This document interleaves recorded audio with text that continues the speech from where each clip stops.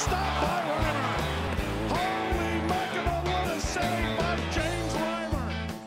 How different was this offseason compared to last, given the change of responsibility and expectations on you this time around?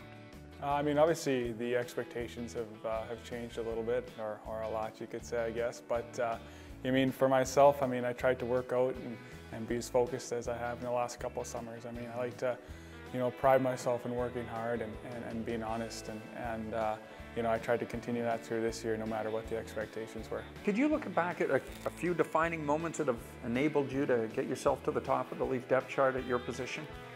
I mean, there's obviously been a couple of games which have really boosted my confidence, which enabled me to, you know, have the ability to play, you know, in the NHL. I mean, obviously you look at the exhibition game last year and my first win, you know, in the NHL. That's a huge confidence booster. It's a great thing to have under your belt, especially at coming in my first game. I mean, it was, it's pretty special to have your first win and first game together. And so, I mean, after that, there's a couple big games, but that's probably the biggest one that gave me the confidence. With the exception of John Michael, this is a pretty big defense in front of you.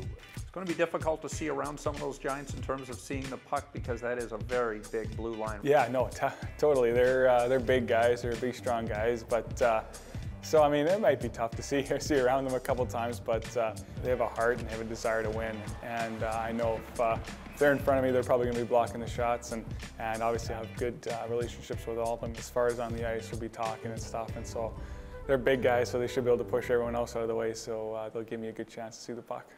Let's go back to February and March of last year. You make 15 consecutive starts, and the Leafs were in a situation really where they couldn't afford to lose a game.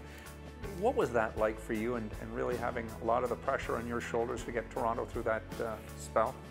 It was a whirlwind, really. I mean, often people would say, oh, it's your 13th start in a row, and I didn't even realize that it was. I mean, it was just you know, right kind of when I got called up to the end. I mean, everything happened so fast. I can barely even could stop and realize how many games I haven't played in a while. But I remember, you know, in that stretch, it was a lot of fun. I mean, obviously you grew up wanting to play, you know, not sit. And so to be able to have that stretch and be on a roll with a team that's playing great and has great chemistry, it was, you know, those are the fun times as a hockey player.